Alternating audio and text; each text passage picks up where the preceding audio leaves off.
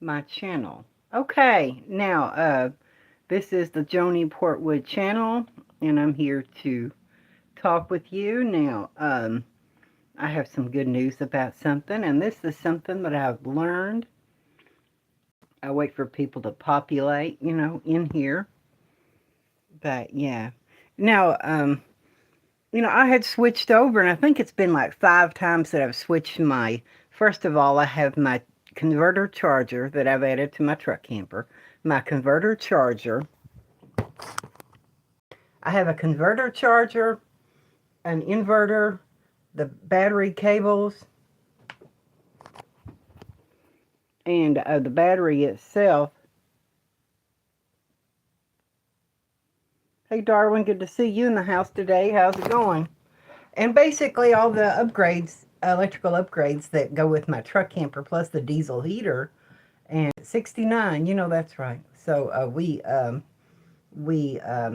I took the stuff out of my small truck camper, put it in my big one, and I've been staying in my big truck camper. Now my truck has a gross vehicle weight rating of 8,600 pounds total payload with everything in the truck camper. Now it's a 8,600 gross vehicle weight rating. The truck weighs maybe 4,400, so that gives me like a 4,200 pound total payload. And if I had 600 pounds for the stuff that I have in there, that would be um, that 3,600 pound payload. My truck camper weighs 1,600 pounds. So, and I got to have my hitch carrier on the back of my truck camper. I have to have my hitch carrier on the back for my generator. And the truck camper's an 11 foot, so it sticks out like 3 feet out the back of the truck. And then the more, the further back behind your rear wheel you have weight, the worse it is because, it adds more stress and weight to the rear suspension when you stick it out 5 or 6 feet out behind the rear wheels. It's better for the center of gravity to be right, like with truck camper talk. You have your center of gravity, you have the most of the weight over the rear wheels, not have weight sticking way out the back. So I've decided I want to go back to my small truck camper and put the big truck camper for sale because I really don't have to have it because, I would more likely be best to have a dually with the big truck camper. So I'll be switching back over to my small truck camper and make that my permanent choice. And that way I can go with any generator I want. I've got a generator right now. It's a wind generator, 3,500 running watts, 4,000 max watts.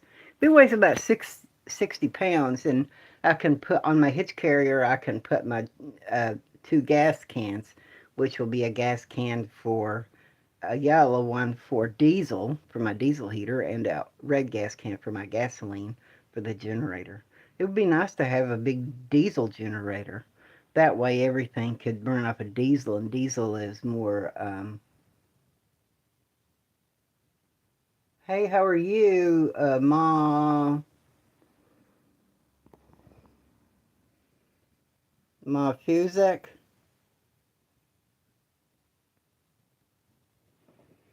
And, and so,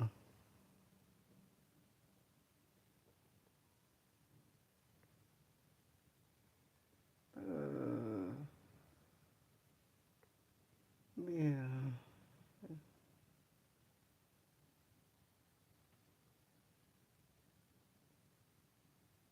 Uzbekistan? Yeah, I know Uzbekistan, Ma Fu Zach Krojev. Yes, I know Uzbekistan. That's part of the former Soviet republics, isn't it? Isn't that part of the former Soviet republic? Was that part of the former Soviet republic? Former Soviet republics. There's a lot of former Soviet republics, and a lot of people that have came to America. A lot of people have came to America from the former Soviet republics. I work with a woman from one of those countries, Uzbekistan or Kazakhstan or one of those countries. I worked with a, um, yeah, I worked with a woman from one of those countries, and I worked from a woman from one of the Kosovo countries, you know. It was from European. Yeah, awesome. I love you too. I'm glad you're here to watch me. So yeah, those former countries, you know, Eastern European countries are interesting. So people to, you know, just the idea of countries being of the European ethnicity, you know, the European, Caucasian European countries. Yeah. Hey there, Sren Olson. Yeah, you know, Catholic, there's uh, Eastern Orthodox. All of these branch off of Christianity in all of these cultures. Oh yeah, Uzbekistan is like Muslim. Do they have Muslim? Yeah, I don't know Uzbekistan very well, but you know the Eastern European countries, um, yeah, Eastern European countries all come from uh, some kind of Catholicism or Christianity, the same as the Western European. You know, even though some of them were communist, you know, they have the Catholic Eastern European. And some of those other countries are what? Muslim? They have Muslim in Uzbekistan? Oh, it's not in Europe? Yeah, I guess that's in Asia, somewhere in Asia. But yeah, I guess I'm not familiar with it. But yeah, and anyway. But, you know, I've been struggling a lot with these truck campers. You know, should I go with the big truck camper or the small one? You know, the big one has a lot more space in it, but the small truck camper, you know, I like it because you can put it on a short bed pickup truck or a long bed pickup truck. So that's kind of why I like the small truck camper, even though it doesn't. I went out and bought a bigger truck camper. So, oh, oh, oh. Now this is my model here.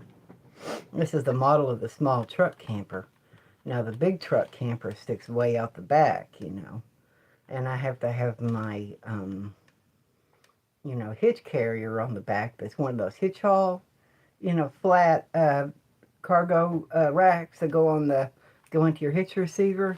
This way, I mean, if you go onto a short bed truck, it'll hang over, but I can make some wings that go there.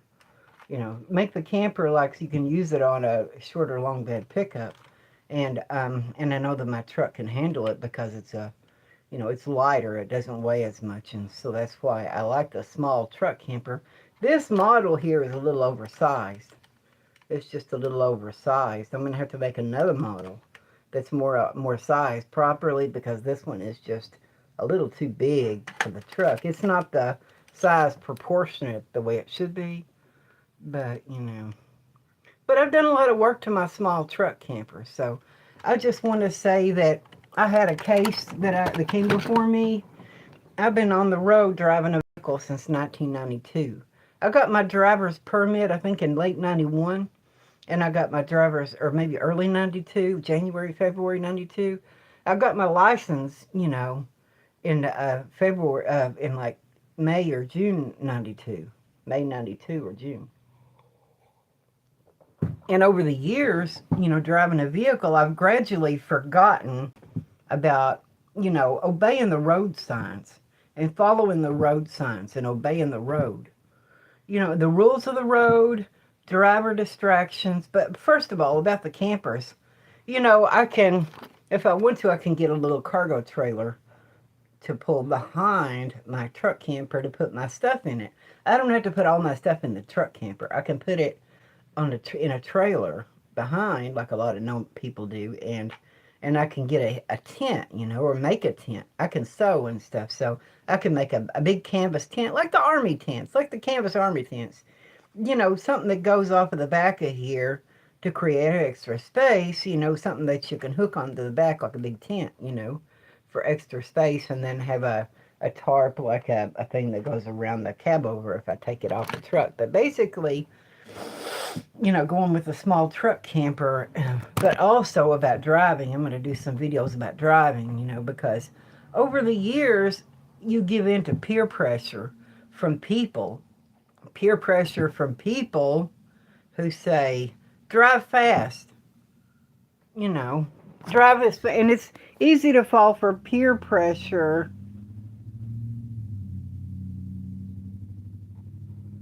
and peer pressure to drive fast and to not drive the speed limit. Uh, hey there, yeah, great, awesome. To drive not drive the speed limit, but to drive fast. To drive as fast as everyone else is driving is easy to do, especially if you've been driving for years. You start to forget about the road signs. You start to forget about the concepts of driver distractions. And I'm going to be doing a series of videos about what I've learned. Now, a few months ago, back in 2025, I got a ticket, and I paid $200 on a ticket. And this time, I got a serious ticket. I was going to go to court and everything, and even go before the Bureau of Motor Vehicles, of Highway Department, to possibly lose my driver's license for speeding, a serious speeding ticket. And I had to reevaluate myself and my habits, because over the years I gradually began to drive faster and faster, ignoring the road signs. And my job put so much pressure on me to be on time. And I was breaking the law, driving fast, reckless driving way over the speed limit, just to get to work on time, And you get to the point to where you're fooling with your car radio, talking on the phone, doing everything in the world but driving the vehicle.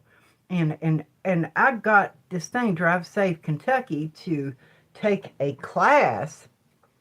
online course about driver safety education. And I was accepted into the program. Not everybody is accepted into the program. And this safe driving course helped me to learn about safe driving the speed limit, road signs, obeying road signs, and basically, when you drive a vehicle, you get your mind off of everything else.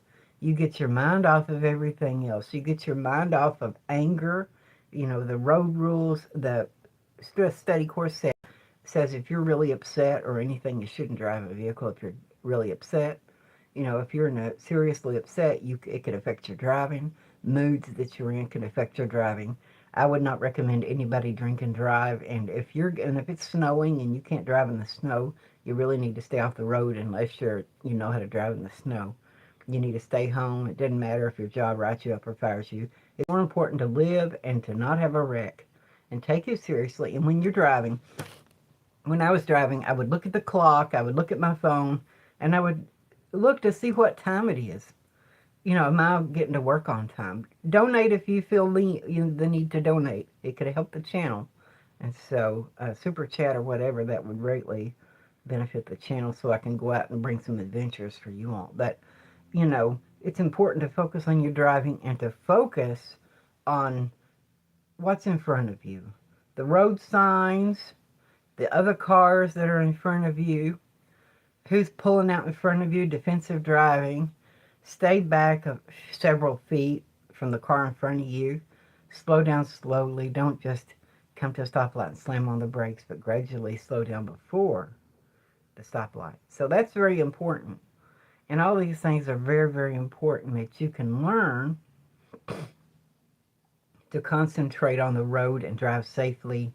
And don't do like I did. I was on my way down toward that ticket for a long time. I was on my way toward that ticket for a long time. I was on my way for a long time, being distracted while I'm driving, looking at the phone, everything else. I was not focusing on the road. I had everything else in my mind. Another thing I've been doing, sightseeing while I'm driving. Look at that dilapidated house over there. Look at that Corvette, I'm turning my head and I'm looking around while I'm driving, and I'm not focusing on the road. You got to give your soul undivided attention to the road when you're driving a motor vehicle. And that's what's important, to drive and be safe. No tickets. Drive slow. Drive below the speed limit. Make sure you don't go over the speed limit. One state has come up with a new rule That's the 1 mile over rule, law. And they can even ticket you if you're 1 mile an hour over the speed limit. If the speed limit is 55 and you're driving 56, they can ticket you for driving 56 miles an hour. And anywhere they can ticket you for driving 1 mile over the speed limit. But it's not going to count toward points on your record if you're going 5 miles over the speed limit. It won't contribute to points on your license, but they can ticket you for that, for going 1 mile over the speed limit. So the idea that going 5 miles and over the speed limit, they won't stop you for it, that's a lie. That's not true. They actually can cite you for going 5 miles an hour over the speed limit. So be careful driving, drive safe, drive the speed limit, look at the people around you, make sure your car is safe and good working order. And I'm going to get off here because I don't have any viewers. And I will see you guys on the next one. Like, share, subscribe. Join the revolution. And I will catch you where the sun don't shine. Yes. Bye-bye.